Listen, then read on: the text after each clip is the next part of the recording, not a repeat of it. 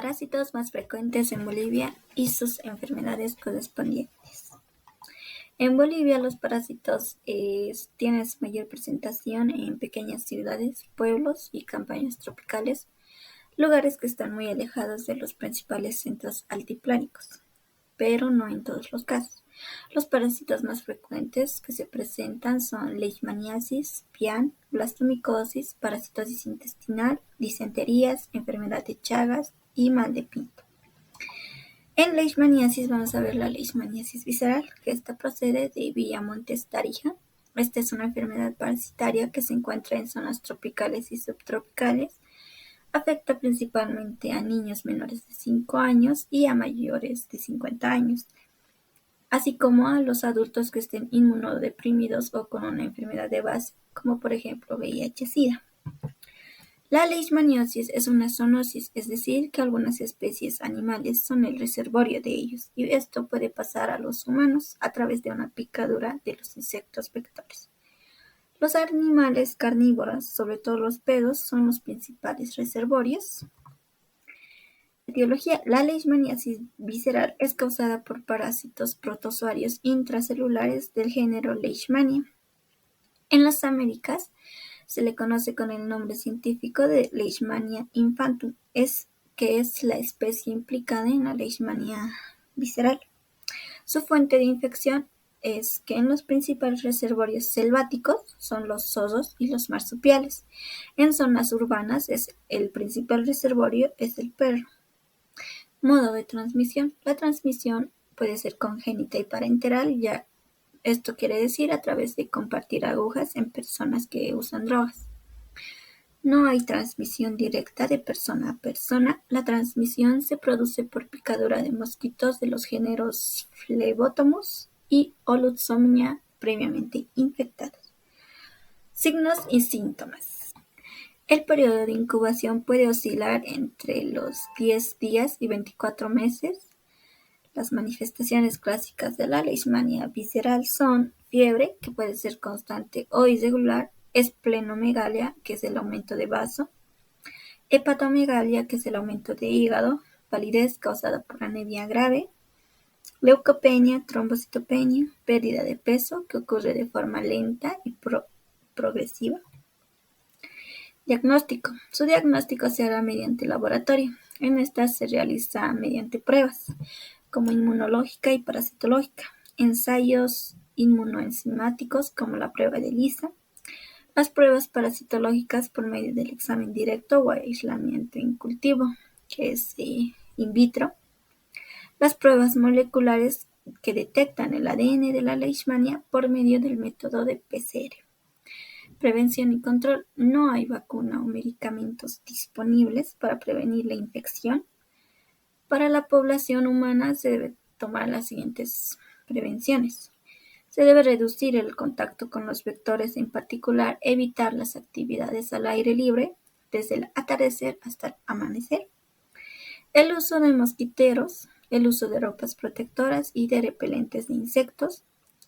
Para control de los vectores es mediante la limpieza de patios y terrenos.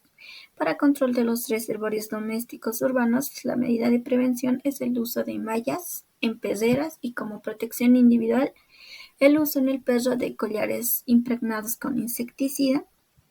Realización de encuestas serológicas en perros y, cuando son positivos, está indicada la eutanasia humanitaria. Ciclo de vida: al alimentarse de sangre, el flebótomo inocula al parásito en forma de promastigote. Los macrófagos fagocitan a los promastigotes. Los promastigotes se transforman en amastigotes dentro de los macrófagos. Los amastigotes se multiplican en las células de varios tejidos, también en los macrófagos. Al alimentarse de sangre, el flebótomo ingiere macrófagos infectados con amastigotes. La ingestión de células parasitarias: los amastigotes se transforman en promastigotes en el intestino medio. Y por último, los promastigotes se reproducen por división y migran a la proboscidea. Tratamiento: para tratar leishmaniasis visceral en pacientes pediátricos y adultos inmunocompetentes o inmunodeprimidos se recomienda anfotericina B liposomal, Para tratar la leishmaniasis visceral en pacientes pediátricos y adultos inmunocompetentes, se recomienda el uso de antimoniales pentavalentes o desoxicolato de anfotericina B. Para pacientes inmunodeprimidos no se recomienda utilizar antimoniales pentavalentes. Para pacientes pediátricos y adultos no se recomienda usar miltefosina. Otra parasitosis común en Bolivia que tenemos es la parasitosis intestinal, que es causada por el parásito de Escherichia coli. Esta es una bacteria que se encuentra normalmente en el intestino del ser humano y de los animales de sangre caliente. La mayoría de las cepas de Escherichia coli son inofensivas. Algunas de ellas, como Escherichia coli productora de toxina Shiga, pueden causar graves enfermedades a través de los alimentos. Ciclo de vida. Este se basará por la ingestión del vector, lo cual llevará a una colonización del yeyuno e ilion, lo cual va a transportar las toxinas por el torrente sanguíneo, lo que puede causar edema, ataxia o muerte. Otro ciclo de vida que tenemos que el vector, el reservorio principal, es el animal, al defecar, contamina el ambiente. Al contaminar el ambiente, también contamina el agua y los alimentos. Esta también se produce la transmisión de animal a personas y de personas a personas. Prevención. Buena higiene de los alimentos. Mantenga la limpieza. Separe alimentos crudos y cocinados. Cocine completamente. Mantenga los alimentos a temperaturas seguras. Use agua y materias primas seguras. Otra parasitosis común en Bolivia tenemos la disentería, Shigella. La disentería es la inflamación de los intestinos y la diarrea con sangre. Por lo general se produce una causa de la bacteria Shigella o una ameba. La disentería se propaga a menudo a través de los alimentos contaminados o agua sucia. Signos y síntomas. El periodo de incubación de Shigella es de 1 a 4 días. Puede haber fiebre. En adultos los síntomas iniciales de la shigellosis puede ser episodios de dolor abdominal, urgencia para defecar, eliminación de heces formadas que alivia temporalmente el dolor. Diagnóstico de la shigellosis, coprocultivo, PCR. El diagnóstico de shigellosis se ve facilitado por el índice de sospecha durante los brotes y en las regiones endémicas y por la presencia de leucocitos fecales en los frotis teñidos con azul de metileno o tinción de Bright. Tratamiento de la shigellosis. Se recomienda para pacientes muy graves o con alto riesgo una fluoroquinolona, acitromicina o una cefalosporina de tercera generación.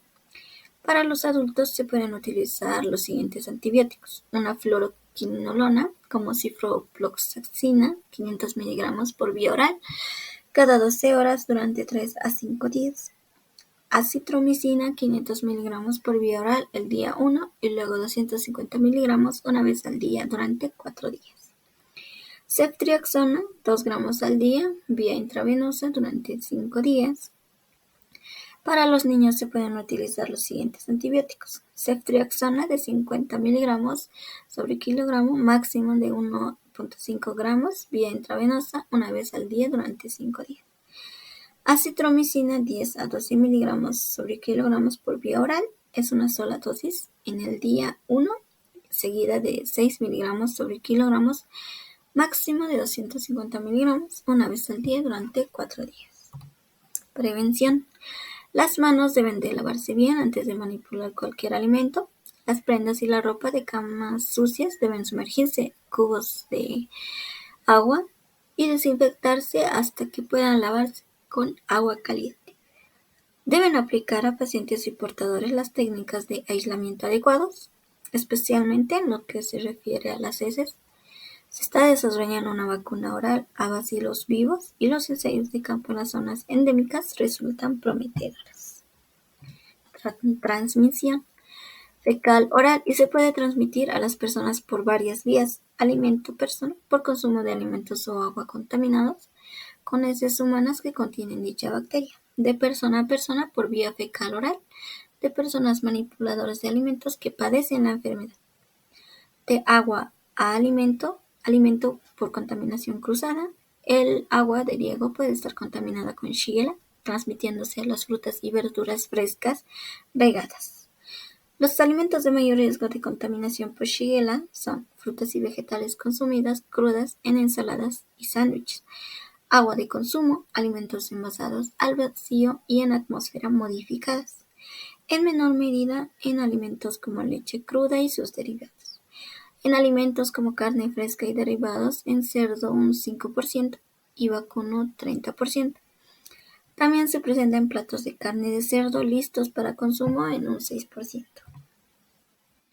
Otra parasitosis común en Bolivia tenemos la enfermedad de Chagas. Esta se calcula que en el mundo hay entre 6 y 7 millones de personas infectadas por el Trypanosoma cruzi, el parásito causante de la enfermedad de Chagas, y que la mayoría de ellas se encuentran en América Latina. Esta se transmite a través de los triatominos por vía vectorial, así como por vía oral, es decir, por los alimentos, por transfusiones de sangre o productos sanguíneos, de la madre al hijo, por trasplante de órganos y por accidentes del laboratorio. El ciclo de vida del Trypanosoma cruzi es que durante la etapa 1, durante la ingesta de sangre, un insecto vector Triatominae infectado o vinchuca libera tripomastigotes en sus heces cerca del sitio de la herida creada para la picadura. 2. Los tripomastigotes ingresan en el huésped a través de la herida o de las membranas mucosas intactas, por ejemplo la conjuntiva. Dentro del huésped, los tripomastigotes invaden las células cerca del sitio de inoculación, donde se diferencian en amastigotes intracelulares. 3. Los amastigotes se multiplican por fisión binaria. 4. Se diferencian en tripomastigotes, luego salen de la célula y entran en el torrente sanguíneo. Los tripomastigotes del torrente sanguíneo pueden infectar células de varios tejidos. Allí se transforman en amastigotes intracelulares y causan infección sintomática. A diferencia de los trypanosomas africanos, los tripomastigotes no se multiplican en el torrente sanguíneo. La multiplicación se reanuda solo cuando los parásitos entran en otra célula o son ingeridos por otro vector. 5. La vinchuca se infecta al alimentarse de sangre humana o animal que contiene parásitos circulantes. 6. Los tripomastigotes ingeridos se transforman en epimastigotes en el intestino medio del vector. 7. Los parásitos se multiplican en el intestino medio. 8. En el intestino posterior se diferencian en tripomastigotes metacíclicos infecciosos que se excretan con las heces. Transmisión. Esta puede suceder por contacto con las heces o la orina infectadas de triatominos que se alimentan de sangre. Esos insectos viven en las grietas, los huecos de paredes, tejados de casas y estructuras exteriores como gallineros, corrales y almacenes, sobre todo en zonas rurales y suburbanas. Estos parásitos permanecen ocultos durante el día y entran en actividad por la noche para alimentarse de la sangre de los mamíferos, entre ellos los humanos. Estos pican en zonas expuestas de la piel, como la cara, y estos defecan y orinan cerca de la picadura. Los parásitos penetran en el organismo cuando la persona que ha sufrido la picadura se frota instintivamente, haciendo que las heces o la orina entren en contacto con la picadura, los ojos, la boca o alguna lesión cutánea abierta. El parásito Trypanosoma cruzi también puede transmitirse por consumo de alimentos contaminados por el parásito a través del contacto, por la transmisión de la madre infectada a su hijo durante el embarazo o el parto, por transfusiones de sangre o productos sanguíneos de donantes infectados, por el trasplante de órganos provenientes de una persona infectada y por accidentes de laboratorio. Signos y síntomas. La enfermedad de Chagas tiene dos fases. La fase aguda, que dura unos 2 meses después de contraer la infección. Durante esa fase aguda, aunque una gran cantidad de parásitos circulan por el torrente sanguíneo, en la mayoría de los casos no hay síntomas, y estos son leves y no específicos.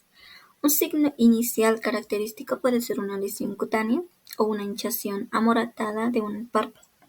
Se puede presentar fiebre, dolor de cabeza, aumento del tamaño de los ganglios linfáticos, palidez, dolores musculares, dificultades para respirar, hinchazón y dolor abdominal o torácico. Durante la fase crónica, los parásitos permanecen ocultos principalmente en el músculo cardíaco y digestivo. 1 de cada 10 presenta alteraciones digestivas. Esto es típicamente el aumento del tamaño del esófago o del colon. También están las alteraciones neurológicas mixtas. Con el paso de los años, la infección puede causar muerte súbita por arritmias cardíacas o insuficiencia cardíaca progresiva como consecuencia de la destrucción de las inervaciones del músculo cardíaco y del propio músculo. Tratamiento. La enfermedad de Chagas puede tratarse con benznidazol o nifurtimox, que matan al parásito. Ambos medicamentos son plenamente eficaces para curar la enfermedad si se administran al comienzo de la infección en la etapa aguda. Su eficacia disminuye con el tiempo y las reacciones adversas son más frecuentes en edades avanzadas. Se debe ofrecer tratamiento a los adultos infectados, especialmente a los que no presentan síntomas, dado que el tratamiento antiparasitario también puede evitar o frenar la progresión de la enfermedad.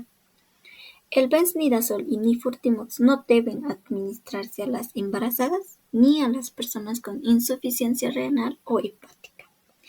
El nifurtimox también está contraindicado en personas con antecedentes de trastornos neurológicos o psiquiátricos. Control y prevención. En las Américas, la infección no puede erradicarse. En lugar de ello, los objetivos de control consisten en eliminar la transmisión y lograr que la población infectada y enferma tenga acceso temprano a la atención de salud. No hay vacuna contra la enfermedad de Chagas. El parásito Trypanosoma cruzi puede infectar a muchas especies de triatominos, la mayoría de los cuales se encuentran en la región de las Américas. Según la zona geográfica, la OMS recomienda los siguientes métodos de prevención y control. En estos tenemos el rociamiento de las casas y sus alrededores con insecticidas de acción residual, mejora de las viviendas y su limpieza para prevenir la infestación por el vector. Se debe de tomar medidas preventivas personales como el empleo de mosquiteros, buenas prácticas higiénicas en la preparación, el transporte, el almacenamiento y el consumo de los alimentos, desarrollo de actividades de información, educación y comunicación contextualizadas para los diferentes actores y escenarios sobre las medidas preventivas y los instrumentos de vigilancia. También está el cribado de la sangre donada.